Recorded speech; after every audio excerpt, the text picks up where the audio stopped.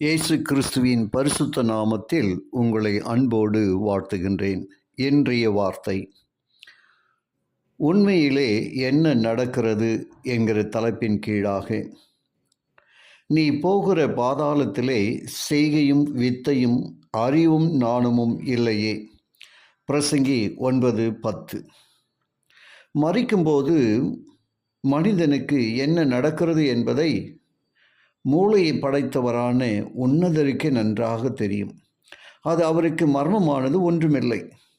இறந்தவர்கள் என்ன நிலையில் இருக்கிறார்கள் என்பதை இவர் தம்முடைய வார்த்தையான பரிசுத்த வேதாகமத்திலே விளக்குகிறார். அந்த தெளிவான விளக்கம் என்னவென்றால், ஒரு மனிதன் சாகும்போது அவன் இல்லாமல் போய்விடுகிறான். வாழ்வுக்கு நேர் எதிரானது சாவு. இறந்தவர்களால் பார்க்க முடியாது, கேட்க முடியாது, சிந்திக்க முடியாது.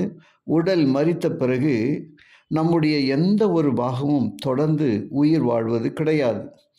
சாகாத ஆத்மாவோ ஆவியோ நமக்குள் இல்லை.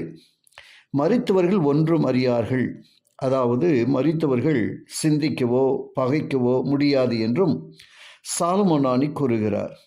அவர்கள் சிநேகமும் அவர்கள் பகையும் அவர்கள் பொறாமையும் எல்லாம் ஒழிந்து போயிற்று. சூரியனுக்கு கீழே செய்யப்படுகிற ஒன்றிலும் அவர்களுக்கு இனி என்றைக்கும் பங்கு இல்லை. செய்யும்படி உன் கைக்கு நேரிடுகிறது எதுவோ அதை உன் பலத்தோடு செய்.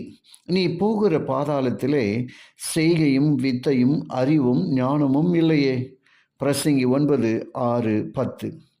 நாம் அனுபவிக்கிற இந்த வாழ்க்கை ஒரு மெழுகுவர்த்தியின் சுடரை போன்றது.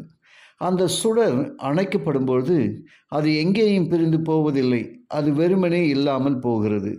ஆவி ஆத்மா என்ற வார்த்தைகள் நமக்குள் இருக்கிற காணக்கூடாத அழியாத ஏதோ ஒன்றை குறித்ததென அநேகர் நம்புகிறார்கள். இறக்கும்போது காணக்கூடாத இந்த பாகம் நம் உடலை விட்டு பிரிந்து தொடர்ந்து உயிர் வாழ்கிறதென அவர்கள் நினைக்கிறார்கள். இந்த நம்பிக்கை மிகவும் பரவலாக இருப்பதால் அத்தகைய ஒன்றை வேதாகமம் கற்பிப்பதே இல்லை. அப்படியானால் வேதம் என்ன சொல்லுகிறது?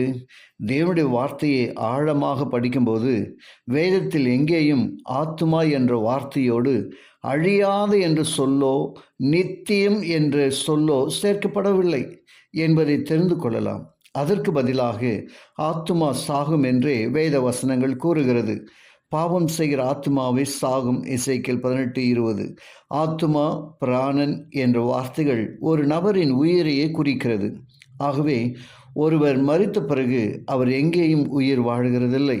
மத்தேயு 10:39, யோவான் 15:13 இந்த மேற்குறிப்புகளை நீங்கள் ஜெபத்தோடு வாசியுங்கள். ஜெபிப்போமா. கிருபையுள்ள நல்ல பிதாவே, உமக்கு நன்றி சொல்லுகிறோம். இந்த நாளின் வார்த்தையின் வழியாக ஒரு மாபெரும் வெளிச்சத்தை நீர் எங்களுக்கு தந்ததுக்கு ஸ்தோத்திரம். கேட்ட ஒவ்வொரு உள்ளத்திலும் ஆவியானவர் கிரியை செய்யும்படியாய் இந்த உண்மையின்படி வாழ்வதற்கு பலனை பெற்றுக்கொள்ள இரக்கம் பாராட்டும். கேட்ட ஒவ்வொருவரையும் நீங்கள் ஆசீர்வதிங்க. ஒவ்வொரு குடும்பம் உடைய நாமத்தினால் ஆசீர்வதிக்கப்படுவார்களாக. இயேசுவின் நாமத்தில் ஜெபிக்கிறேன் நல்ல பிதாவே, ஆமேன்.